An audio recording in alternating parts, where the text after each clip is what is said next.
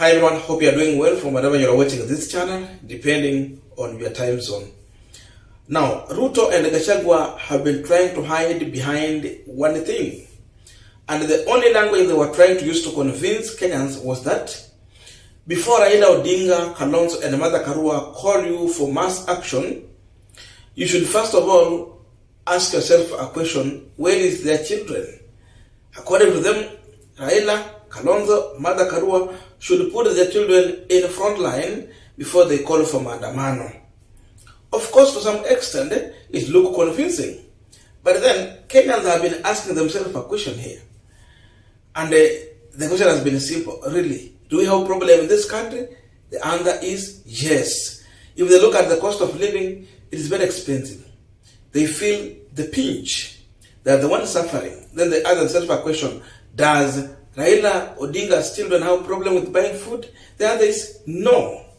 What about Kalonzo and Mother Karua or Eugene Wamalwa? They don't have a problem. They can afford however expensive it can be. So it comes to the issue of school fees.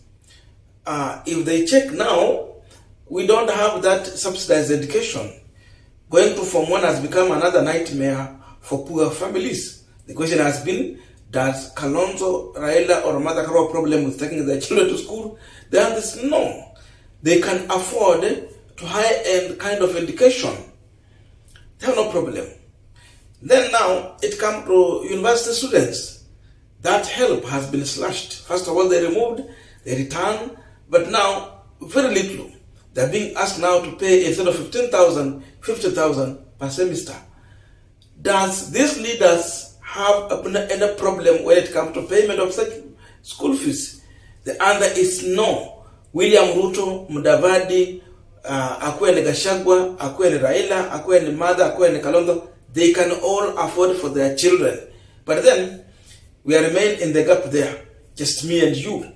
We cannot afford this. Overtaxing without value for the tax. So, Kenyans are now coming out in their numbers. And yesterday, university students came out very loud and clear in support of demonstration, and of course, they are ready to take that frontline role to lead the demonstrations in this country. So Ruto now is surprised that however he was trying to convince Kenyans, there was nothing he was putting there to cushion Kenyans at the end of the day. It was just mere noise. So today, it is clear, even before the 14 days elapse, university students are ready to take the front role. So when Babu Owino was talking to them, they were listening carefully, and now they were digested. They are saying that they are ready for this. Listen to them shortly, and then after this, we'll continue with this conversation. Now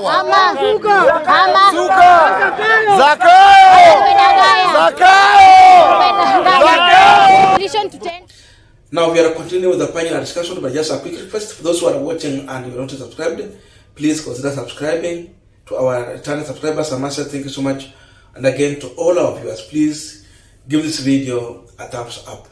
Thank you so much, and back to this discussion.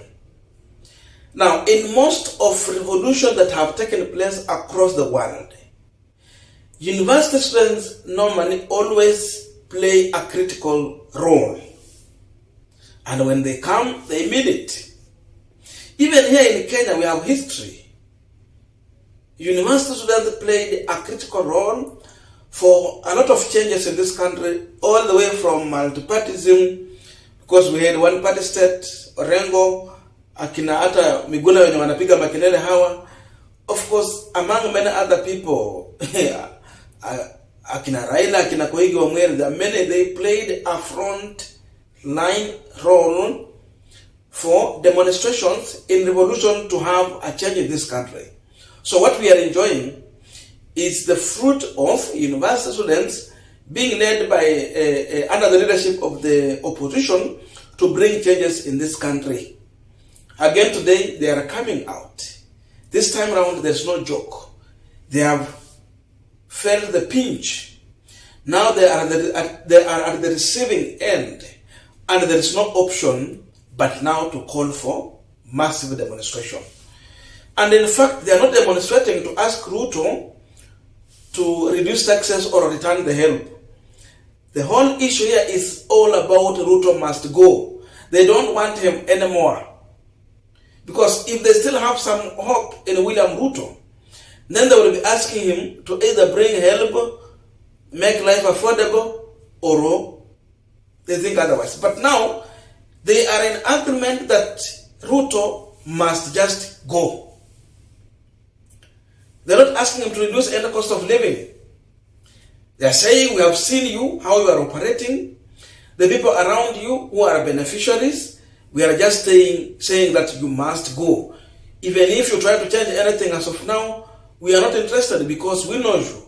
You will change that in another minute, you will be speaking a different language. And that has been the character of William Samoei Ruto. So, youth are ready. If Ruto thought that he's going to use some political threat or misleading to change the mind or ideas in the youth about demonstration, then it has been thwarted. They are ready. The man who called for massive demonstration is just waiting. He's counting days and is going to blow the whistle. Then from there, from nowhere, I think people will be looking for William Samoei Ruto. If he will be fined, then they have to kick him from power. That is what the youth are calling for. So there is a difference here between reduced cost of living and go. So it's coming out clear. And if that is the trajectory we are having as of now, then Ruto should just prepare. Because up to now, you cannot be singing that same song to Kenyans about, I'm going to do this, I will do that. I'm planning this. You are planning 6 months in office. And, people are not stupid. They have been seeing how Ruto has been spending his budget. It tells you one thing. There is no any single plan Ruto has to make life affordable and bearable for common wananchi. Look on how he squandered a budget made for 1 year just in 6 months' time. 8 billion. Imekulwa. Then now he's looking for supplementary budget. So these students are learning that there is no any hope here. You should not be optimistic about William Ruto regime. Look at how Moses Kuria is handling that Chinese investor.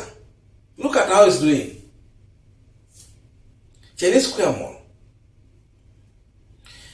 People are losing jobs, and most of the people who are losing jobs here, they are youth. It's a bracket of youth. So the question is, where are you pushing them? And the reason behind this is just because you want to safeguard few business people who seemingly they want to sell product on a very expensive price to Kenyans. You overprice, and then you want to force other people to get out of the business so that you dominate, but again, you don't offer that cheap price to Kenyans. The person who is offering cheap price is being condemned. These people are not stupid, they can see. So everyone knows that Ruto is overtaxing. But then the life is becoming unbearable for almost everyone because they cannot see that value for the tax. Uhuru was not doing this, but you are overtaxing. But despite Uhuru Kenyatta not overtaxing, he had subsidy. We had help. Now you are coming here, you remove subsidy, you are removing help. But you are overtaxing too much. Where is that money going to? That question is very, very, very important. So when they look into this issue, they have a reason why to come out and demonstrate. And you cannot stop this. It's going to come to pass. Because these students are looking here. 50,000 was enough to pay for 4 semesters. But now you are asking them to pay for 1 semester 50,000. When they were paying 15,000 per semester. So this one is, hata watakuwa na kitu kwa mfuko. They will have nothing. Poor will continue to be poor. They will stay at home. So they have to come out and defend that which is rightful for them. Education is an equalizer, And any nation that tries the trajectory that Ruto is taking as of now, it means they will have uneducated people. Nataka kuwa na watu wajinga, nataka kuwa na watu ambao wamesoma. To move with the current technology that is taking place, we have a revolution in technology, and education is the key. Once we go this direction, we will have people who cannot match the market outside here. Sababu ukienda into the market, unapewa kazi kulingana na vile umetrain. So you get outside here, utapata hata hii kazi tu ya mkono hautafanya, because you don't meet the market. You don't, hauko kwa ile value ya kuwa consumed into the market. So you have incompetent people with less knowledge, and then wanabaki tu watu wa chini. Sababu people will look in this situation like, okay, I have had good education, so I can try these jobs outside. Ni apply kama ni Canada, US, including even Gulf countries. We have hospitality industry, you can get there and get a job to do. But then if you go there, wewe hukumaliza hata form 4 ama ulimaliza hukuendelea, utafanya kazi gani kama si tu ubaki hapo kwa housekeeping, ama kama utakuwa ni steward hapo chini, and you will never grow. But then if you have education, you get into the market and you grow. You become who you are meant to be. So looking into that, people are learning that we have a dangerous president, a dangerous government, clueless leadership, and we are heading to a ditch. Before we reach there, we must come out and chase these people from power.